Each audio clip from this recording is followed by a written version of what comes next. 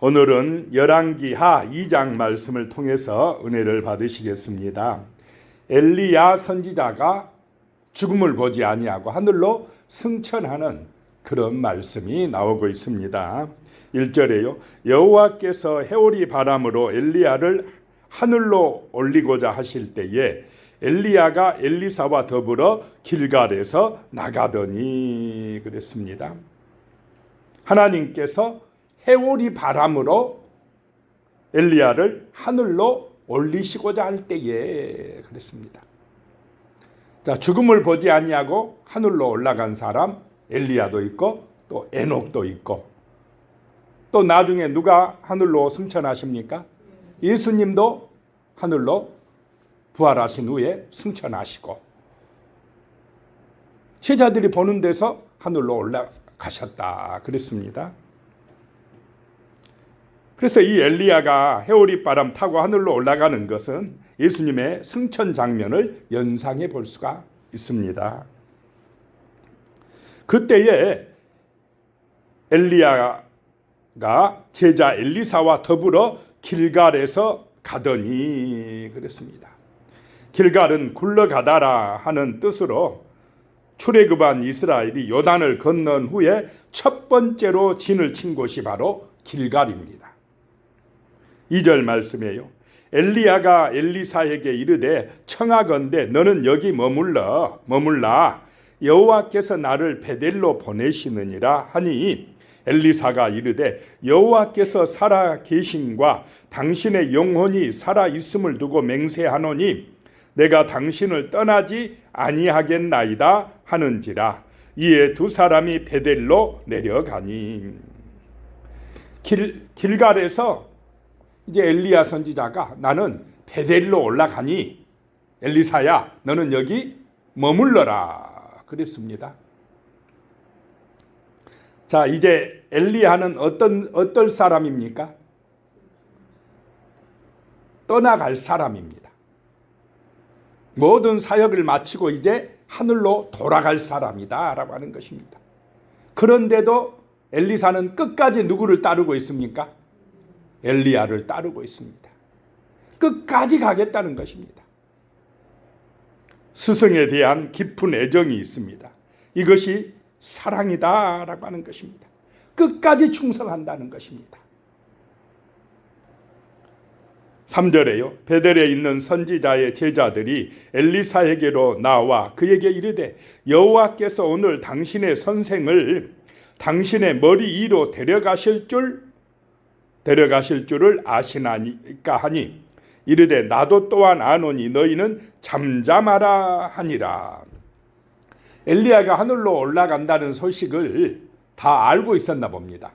소문이 났는가 봅니다. 베델에 있는 선지 학교에 그 학생들이 와가지고 엘리사에게 당신의 스승을 하나님께서 머리 위로 올려갈 줄 아십니까? 막 하니까 조용히 해, 잠잠히 해 이렇게 이야기하는 것입니다. 떠들지 말라는 것입니다. 나도 알고 있다라고 하는 것입니다. 4절에요. 엘리야가 그에게 이르되 엘리사야 청하건대 너는 여기 머물라 여호와께서 나를 여리고로 보내시느니라. 엘리사가 이르되 여호와께서 살아계심과 당신의 영혼이 살아있음을 두고 맹세하노니 내가 당신을 떠나지 아니하겠나이다 하니라. 그들이 여리고에 이르매 길갈에서와 마찬가지로 베델에서 또 엘리야 선지자가 나는 하나님께서 여리고로 보내서 간다. 너는 여기 머물라. 베델에 머물라 해도 머무릅니까? 또 따라간다고 합니까? 또 따라간다는 것입니다. 끝까지 스승을 따르겠다라고 하는 것입니다. 그래서 5절에요. 여리고에 있는 선지자의 제자들이 엘리사에게 나와 이르되 여호와께서 오늘 당신의 선생을 당신의 머리 위로 데려가실 줄 아시나이까 하니 엘리사가 이르되 나도 아노니 너희는 잠잠하라. 베델에 있는 그런 선지 생도들 뿐만 아니라 이 여리고에 있는 제자들도 선지 생도들도 그것을 알고 있었다는 것입니다. 오늘 하나님께서 당신의 선생을 당신의 머리 위로 데려가실 줄 아시나이까? 자, 이것을 알면은 그대로 믿어야 되지 않겠습니까? 하늘로 그대로 데려가실 줄 아십니까? 6절입니다. 엘리야가 또 엘리사에게 이르되 청하건대 너는 여기 머물라. 여호와께서 나를 요단으로 보내시느니라 하니 그가 이르되 여호와께서 살아계심과 당신의 영혼이 살아있음을 두고 맹세하노니 내가 당신을 떠나지 아니하겠나이다 하는지라. 이에 두 사람이 가니라. 여리고에서도 여기 머물러라. 아닙니다. 저는 요단까지 따라가겠습니다. 끝까지 따라간다는 것입니다. 그러면서 엘리사가 고백하는 것이 뭐냐? 여호와께서 뭐 하신다요? 살아계신다. 이렇게 고백합니다. 당신의 영혼이 살아있음을 믿고 맹세합니다라고 고백을 3번씩이나 한다는 것입니다. 자, 하나님이 살아계심을 믿으시기 바랍니다. 내 영혼이 죽지 아니하고 영생한다는 것을 기억하시기 바랍니다. 내 육신도 나중에 이제 이 해오릿바람 타고 하늘의 영광에 도달할 것입니다. 7절에요. 선지자의 제자 50명이 가서 멀리 서서 바라보매 그 두 사람이 요단가에 서 있더니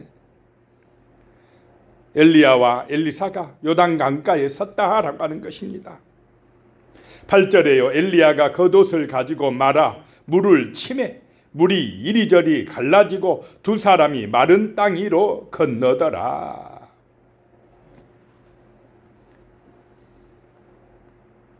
엘리야가 겉옷을 가지고 말아서 요단강 물을 치니까 물이 갈라지더라. 마른 땅이 나타나더라 라고 하는 것입니다.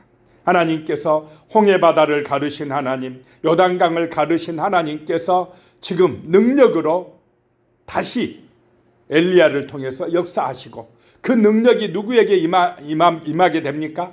제자인 엘리사에게 임하게 된다라고 하는 것입니다. 자, 겉옷에게 능력이 있습니까? 하나님에게 능력이 있습니까? 하나님에게 능력이 있다는 것입니다. 하나님이 살아계시다라고 하는 것입니다. 오늘 새벽에 그 하나님이 우리의 하나님이 되시는 줄로 믿습니다. 능력의 하나님이시다라고 하는 것입니다. 9절입니다. 건너매 엘리야가 엘리사에게 이르되 나를 내게서 데려감을 당하기 전에 내가 내게 어떻게 할지를 구하라. 엘리사가 이르되 당신의 성령이 하시는 역사가 갑절이나 내게 있게 하소서 하는지라. 자, 이제 스승이 하늘로 승천하면서 마지막으로 제자한테 구할 것이 있으면 한 가지 구해라 라고 하면 무엇을 구하겠습니까? 자, 세상 사람들처럼 돈을 구하겠습니까? 명예를 구하겠습니까? 엘리사는 뭘 구했습니까? 성령을 구했다라고 하는 것입니다. 성령이 하시는 역사가 갑절이나 내게 있게 하시옵소서라고 했다는 것입니다. 자, 예수님께서 구하라 하실 때 가장 좋은 것이 뭐라고 그랬습니까? 성령이시다 그랬습니다. 우리가 무엇을 기도해야 될지 모를 때는 성령을 구하시기 바랍니다. 성령 충만을 구하시기 바랍니다. 성령 충만해야 하나님의 역사에 참여할 수가 있습니다. 하나님이 주시는 사명을 감당할 수가 있다라고 하는 것입니다. 성도는 성령 충만해야 됩니다. 교회는 성령 충만해야 됩니다. 그래야 하나님의 기적이 일어나고 열매가 맺어지는 것입니다. 세상은 지식이나 어떤 인간의 능력을 가지고 하려고 하지만은 한계가 있습니다. 성령의 은혜가 임해야, 하나님의 능력이 임해야 교회가 아름답게 되는 줄로 믿습니다. 하나님의 나라가 이루어진다라고 하는 것입니다. 그래서 마지막 구하러 가니까 엘리사 선지자는 성령의 능력을 주시옵소서라고 기도하는 것입니다. 성령의 역사가 10절이나 내게 있게 하소서라고 구합니다. 10절에 이르되 내가 어려운 일을 구하는도다. 그러나 나를 내게서 데려가시는 것을 내가 보면 그 일이 내게 이루어지려니와 그렇지 아니하면 이루어지지 아니하리라 하고 끝까지 엘리야 선지자가 하늘로 가는 것을 보면 내게 이루어지리라. 끝까지 따라야 될 줄로 믿습니다. 끝까지 봐야 돼요. 그렇지 아니하면 이루어지지 아니하리라 라고 하는 것입니다. 그 능력은 엘리야가 주는 것입니까? 하나님이 주시는 것입니까? 하나님이 주신다는 것입니다. 11절에 두 사람이 길을 가며 말하더니 불수레와 불말들이 두 사람을 갈라놓고 엘리야가 해오리 바람으로 하늘로 올라가더라. 엘리사가 그것을 바라봤다라고 하는 것입니다. 하늘로 승천했다라고 하는 것입니다. 12절에 엘리사가 보고 소리 지르되 내 아버지여 내 아버지여 이스라엘의 병고와 그 마병이여 하더니 다시 보이지 아니하는지라. 이에 엘리사가 자기의 옷을 잡아 둘로 찢고, 자, 엘리사는 죽음을 보지 아니하고 바로 어디로 갔습니까? 하나님 계신 곳으로, 그 영원한 세계로 이사 간 것입니다. 13절에요. 엘리야의 몸에서 떨어진 겉옷을 주워 가지고 돌아와 요단 언덕에 서서, 14절에 엘리야의 몸에서 떨어진 그의 겉옷을 가지고 물을 치며 이르되 엘리야의 하나님 여호와는 어디 계시나이까 하고 그도 물을 치매 물이 이리저리 갈라지고 엘리사가 건너니라. 자, 엘리야의 능력이 누구에게 임했습니까? 엘리사에게 임했습니다. 그래서 이번에는 이제는 엘리사를 통하여서 하나님이 일하신다라고 하는 것입니다. 이제는 엘리야만 소망하며 그리워하면 안 된다라고 하는 것입니다. 하나님이 새로운 일꾼을 세우셨다라고 하는 것입니다.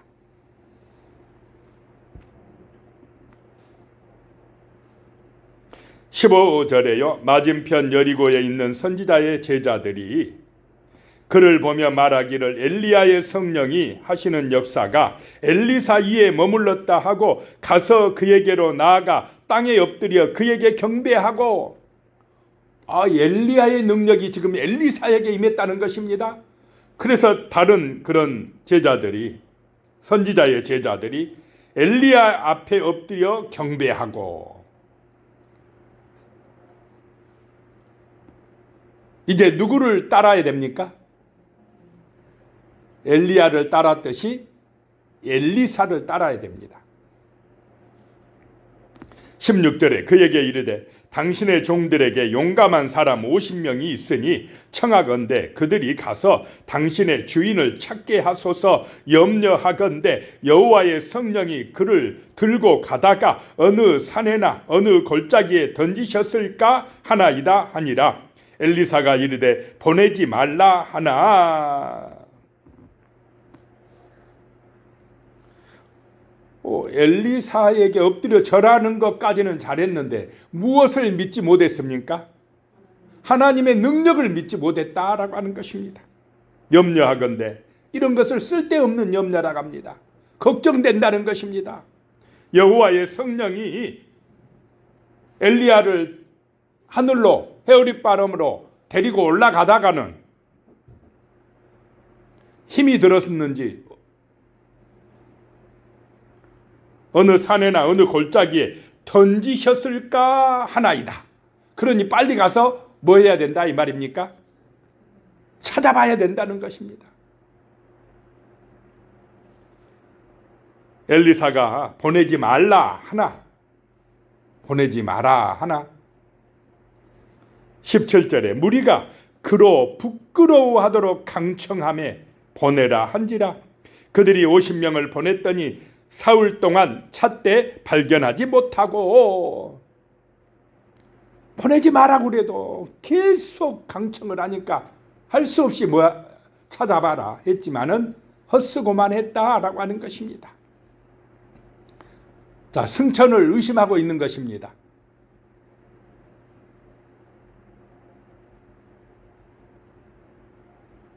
부활을 의심하면 안 될 줄로 믿습니다. 그냥 믿어야 됩니다. 성경의 말씀은 진리라고 믿어져야 은혜입니다. 18절에요. 엘리사가 여리고에 머무는 중에 무리가 그에게 돌아오니 엘리사가 그들에게 이르되 내가 가지 말라고 너희에게 이르지 아니하였느냐 하였더라. 왜 내 말 안 듣고 가서 헛고생하고 왔느냐라고 하는 얘기입니다. 그 다음에 엘리사를 통한 두 가지의 기적이 나오고 있습니다. 영적 지도자를 잃은 이스라엘의 두 가지 반응인데 구원과 심판에 대한 내용입니다. 먼저 19절 그 성읍 사람들이 엘리사에게 말하되 우리 주인께서 보시는 바와 같이 이 성읍의 이치는 좋으나 물이 나쁨으로 토산이 익지 못하고 떨어지나이다. 여리고 성읍에 물이 나쁘다는 것입니다. 그래가지고 토산이 익지 못하고 떨어지나이다. 이 물이 나쁘니 이 문제 좀 해결해 주십시오라고 하는 것입니다. 그러자 20절에 엘리사가 이르되 새 그릇에 소금을 담아 내게로 가져오라 하며 곧 가져온지라. 자, 이 지금 여리고 사람들은 엘리사를 인정하고 순종하고 따르고 있다라고 하는 것입니다. 이제 엘리야 선지자는 하늘로 올라갔으니까 엘리사가 하나님의 사람이다라고 인정을 하는 것입니다. 그랬더니 21절에 엘리사가 물 근원으로 나아가서 소금을 그 가운데에 던지며 이르되 여호와의 말씀이 내가 이 물을 고쳤으니 이로부터 다시는 죽음이나 열매 맺지 못함이 없을지니라 하셨느니라 하니. 자, 엘리사가 소금으로 고쳤습니까? 하나님의 말씀이 임하여서 고쳐졌습니까? 하나님의 말씀대로 했더니 고쳐졌다라고 하는 것입니다. 물 근원으로 가서 물이 솟아나는 그 근원을 치료해 버리셨다라고 하는 것입니다. 하나님의 말씀이 내가 이 물을 고쳤으니 이제부터는 다시는 죽음이나 열매 맺지 못함이 없을지라 하셨다라고 하는 것입니다. 말씀대로 순종하니 구원의 은혜가 임한 줄로 믿으시기 바랍니다. 22절에 그 물이 엘리사가 한 말과 같이 고쳐져서 오늘에 이르렀더라. 그 다음에 이제 심판에 대한 이야기가 나오는데요. 23절에 엘리사가 거기서 베델로 올라가더니 그가 길에서 올라갈 때에 작은 아이들이 성읍에서 나와 그를 조롱하여 이르되 대머리여 올라가라 대머리여 올라가라 하는지라. 여리고에서 베델로 올라갔는데 베델에 있는 아이들이 작은 아이들이라 해도 여기는 청년들을 말합니다. 청년들이 지금 누구를 조롱하고 있습니까? 엘리사를 조롱합니다. 대머리여 대머리여 너희 스승도 하늘로 올라갔다는데 너도 한번 올라가 봐라. 엘리사를 존경하고 인정하는 것이 아니라 비웃고 조롱하고 멸시합니다. 그러면 엘리사를 멸시하는 것은 누구를 조롱하는 것이고 멸시하는 것입니까? 하나님을 대적하는 것이 됩니다. 하나님을 인정하지 않는 것이 됩니다. 이 베델은 여로보암이 뭘 만들어 놓은 것입니까? 금송아지를 만들어 놓은 것입니다. 금송아지 숭배가 만연된 곳이라 하나님의 종을 하나님의 선지자를 우습게 알고 막 조롱하고 멸시하고 있다라고 하는 것입니다. 그러니까 뭐가 임한다요?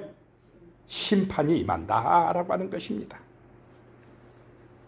24절에 엘리사가 뒤로 돌이켜 그들을 보고 여호와의 이름으로 저주하며 곧 숲풀에서 앙콤 둘이 나와서 아이들 중에 42명을 찢었더라. 인간적으로 보면 어떻게 그럴 수가 있느냐라고 할 수 있지만은 불순종한 대가다라고 하는 것입니다. 타락의 결과다라고 하는 것입니다. 25절에 엘리사가 거기서부터 갈멜산으로 가고 거기서 사마리아로 돌아왔더라. 하나님의 말씀에 순종하면 구원이요, 대적하면 뭐라 이 말입니까? 심판이다라고 하는 것을 보여주고 있습니다. 기도하겠습니다. 살아계신 하나님 아버지, 하나님의 사람 엘리야는 때가 되어서 이제 하나님이 데려갔습니다. 하늘로 올라가게 하였습니다. 그리고 또 그의 제자 엘리사에게 성령의 능력이 임하여서 하나님께서 주신 사명을 감당하게 하시는 것을 보게 됩니다. 오늘 이 시대에도 우리에게 성령의 충만한 능력을 주시어서 하나님의 나라를 이루게 하시고 하나님의 교회를 부흥케 할 수 있는 거룩한 능력이 임하게 하여 주시옵소서. 성령의 능력으로 우리가 승리하게 하여 주시옵소서. 예수님의 이름으로 기도드리오며 이제는 우리 주 예수 그리스도의 은혜와 하나님 아버지의 무한하신 사랑과 성령의 놀라운 역사하심이 영원히 함께 하시기를 축원하옵나이다. 아멘.